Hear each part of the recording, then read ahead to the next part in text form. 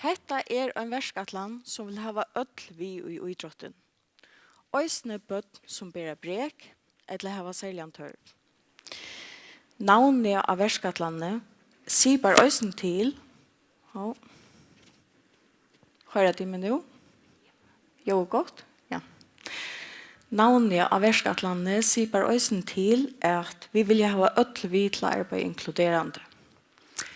Tog høyas vi hava sølsjensøver, så det en sannrønt at nekbøtt stand utenfor idrott og livet og fellesskapen og det. Heter en verskatland som høyntar uiblåstor ur Oslandet fra verskatlandet i alle med. De har vist i 3 år stå framstig i å fremja inklusjon. Vi nøyta tørre rønter og leia til førsk vidskifter. Okra verskatland, hon riken av parasportfølger, og det har hun gjort i 13 samstarve ved ISF. Vi har stål fra 3 danskon grunnen, omfram fra mekt og fra veddingargrunnen. Og ikke minst så har vi et gode politiske underdøk. Utan henda stolen så bär henda verskatland ikke til. Så kan man spørre, hvor just henda verskatland? Og det helt einfalt tog at hese malbølgren størst underombord og i idrottafellen og i før. Ja. Det ikke vekna manglande vilja, men heller manglande samstarv.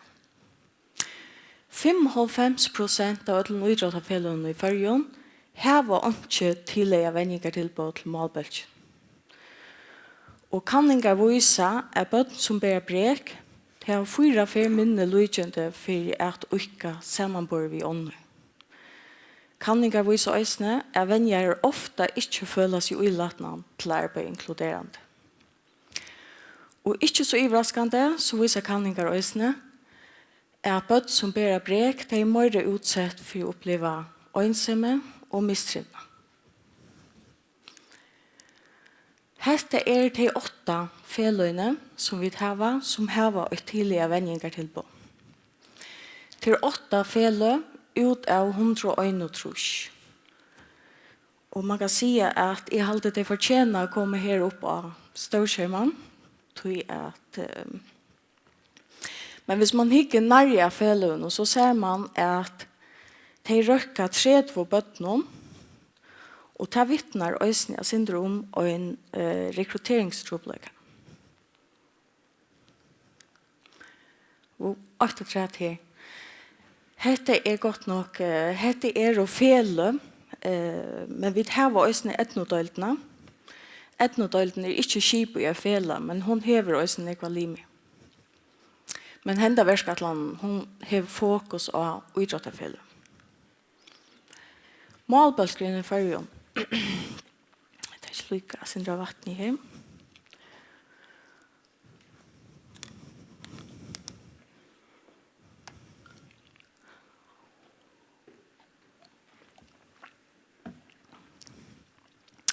Her en verskatland som fevner brøtt, og i vuffevnande. Vi har tyverri ikke hagtull på hvordan jeg bøtten i førjon bæra brek. Men hittar vi det til hagtalsgrunnen, så det 13 046 bøtt, og i førjon under 18 år. Og sambart alt kjå hølstånden WHO, så det 15% som bærer okkurslega brek. Det sverar til at 1900 bøtt i førjon hava okkurslega brek. Vi vet at 245 bøtt av særstående kring landet og 70 av skolen av Trønn. Så det en brøye skære av bøttene som kunne nytte avgående seg verskatland. Målet til åkken å stående 8 nødt idrotter til på og å menne 8 idrotterfelle til arbeid inkluderende. Og vi vanta og vana å røkka trusbøttene i 2026.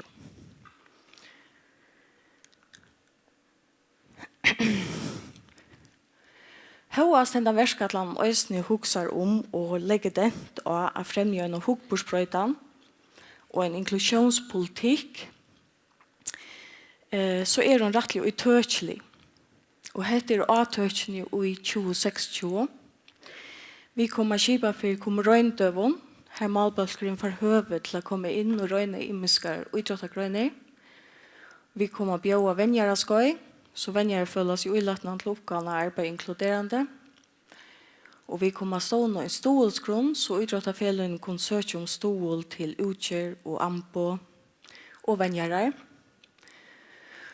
Og henda verskatlan, hun renner fram til 2028, men her skal legge stemt av at henda verskatlan skal festa så vel i kipane at verskatlan helst skal renne liva at når verskatlan tog inn utrenner. Og det er så her at kommuner blir sentrale.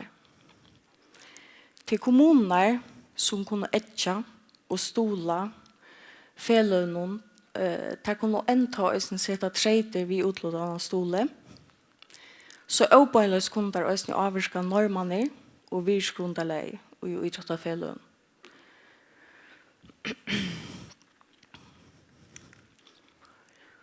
Øysene sutja vet allmannaverkje og skolene som likla aktør i hese verskatlandene til de som kjenner bøttene og familiene og kjenner til tørven.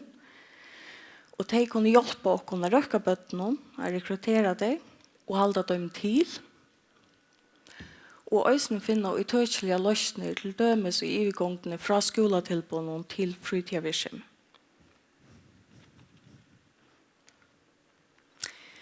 Hva får vi på sjuresen?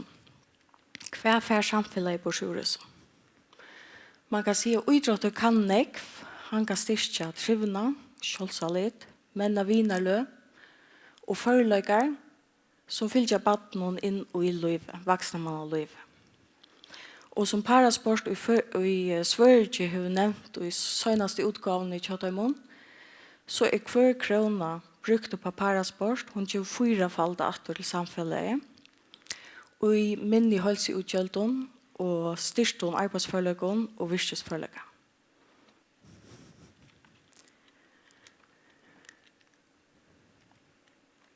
Hetta en avhøydan om samstarv.